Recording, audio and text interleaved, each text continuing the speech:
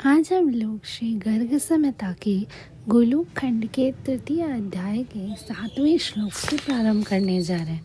पिछली वीडियोस में हमने 6ठे श्लोक तक खत्म कर लिया था, जिसमें हम देख रहे थे कि भगवान विष्णु के जितने भी अवतार हैं वो एक एक करके भगवान कृष्ण में मिलते जा रहे हैं।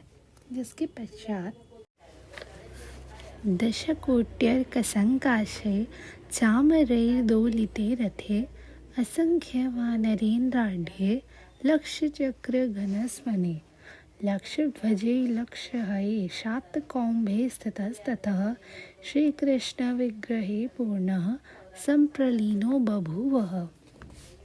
उनका दिव्य रथ 10 करोड़ सूर्यों के समान प्रकाशमान था। उस पर निरंतर चवर डुलाए जा रहे थे। असंख्य वानर युद्धपति उनकी रक्षा कार्य में संलग्न थे।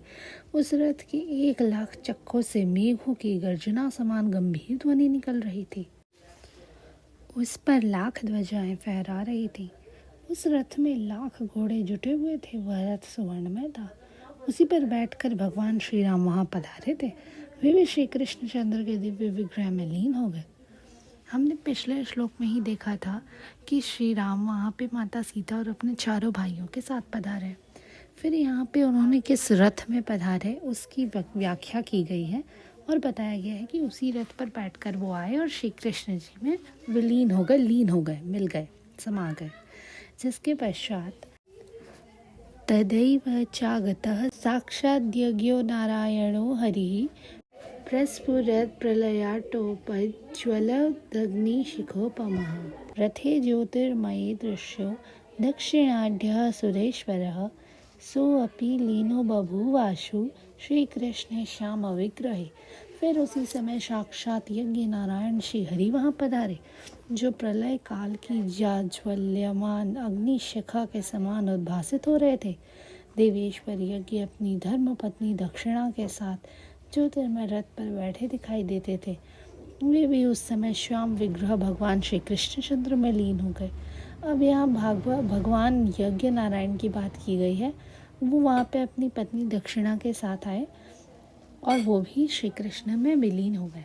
जिसके पश्चात तदा चागतवान् साक्षात् नरनारायणः प्रभुः चतुर्भुजो विशालाक्षो मुनिवेशो दद्यनत्युतुः तडित्कोटिजटाजुटः प्रस्फुरद्दीप्तिमण्डलः मुनीन्द्रमण्डलैर्दिव्यैर्मण्डितोऽखण्डितव्रतः। तत्पश्चात साक्षात भगवान नरनारायण वहाँ पधारे। उनके शरीर की कांति मेघ के समान श्याम थी। उनकी 4 भुजाएं थी, नेत्र विशाल थे और वे मुनि के वेश में थे। उनके सिर का जटाजूट कौंधती हुई करोड़ों बिजलियों के समान दीप्तिमान था। उनकी दीप्ति मंडल सब और उद्भासित हो रहा था।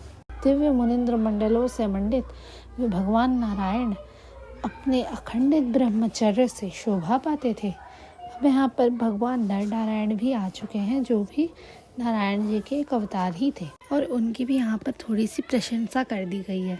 जिसके पश्चात सर्वेषां पश्यतां तेषाम् आश्चर्यमनसा नृप सोऽपि लीनो बभूवाशु श्रीकृष्णे श्यामसुन्दरे परिपूर्णतमं साक्षात् श्रीकृष्णं च स्वयं प्रभुं ज्ञात्वा देवाः स्तुतिं चक्रुः परम विस्मयमागताः। राजन, सभी देवता आश्चर्ययुक्त मन से उनकी ओर देख रहे थे, किंतु वे भी श्याम सुंदर भगवान श्री कृष्ण में तत्काल लीन हो गए। इस प्रकार विलक्षण दिव्य दर्शन प्राप्त कर संपूर्ण देवताओं को महान आश्चर्य हुआ। उन सबको यह भली भांति ज्ञात हो गया कि परमात्मा श्री कृष्णचंद्र स्वयं परिपूर्णतम भगवान है। तब वे उन परम प्रभु की स्तुति करने लगे। तो अब इतना कुछ देखने के बाद सभी देवता लोग जो थे भगवान को आश्चर्य से देखने लगे, लेकिन उसी समय भगवान श्याम सुंदर श्री कृष्ण में वो लोग भी लीन हो गए। इस तरह विलक्षण दिव्य दर्शन पाने के बाद देवताओं को बहुत आश्चर्य हुआ। वो समझ गए कि परम प्रभु श्री कृष्ण ही है और कोई नहीं है, और उनकी स्तुति करने लगे। धन्यवाद। आज के लिए बस इतना ही। हम लोग आगे के श्लोक अगली वीडियो में करेंगे। तब तक के लिए जय श्री राधे कृष्ण।